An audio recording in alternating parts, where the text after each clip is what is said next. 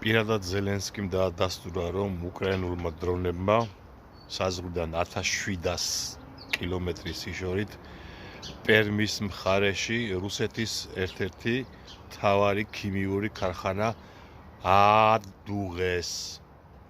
ანუ ეს ქარხანა უზრუნველყოფს რუსეთის არმიის დახმარებას სხვადასხვა სახის ასაფეთქებელი და შესაბამისი ნივთიერების მიწოდებაში.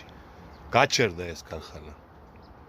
ასე უტყნავს დედის ტრაქს უკრაინა $1000 დრონებით სოფლიოს ერთ-ერთ უძლიერეს წარსულში უკვე რუსეთის იმპერიას. აუწიოკა მთელი სამხედრო სამრეწველო კომპლექსი და პლუს ნავთობგადამამუშავებელი მეურნეობა მესამედი ამ ნავთობმერწყველობისა უკვე განადგურებული არის. ასობით ჭაბურღილს ხურავენ, ლუკავენ რუსები იმის გამო, რომ ნავთობი ვეღარსადმი აქვთ და მისი მოპოვება აზრს კარგავს.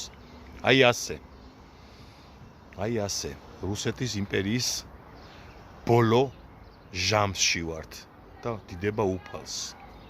გავრცელეთ ეს ვიდეო და გამოიწერეთ ჩემი გვერდი თუ გინდათ სოფლიოში და საქართველოში მიმდინარე პროცესებზე ობიექტური ანალიზი მოისმინეთ.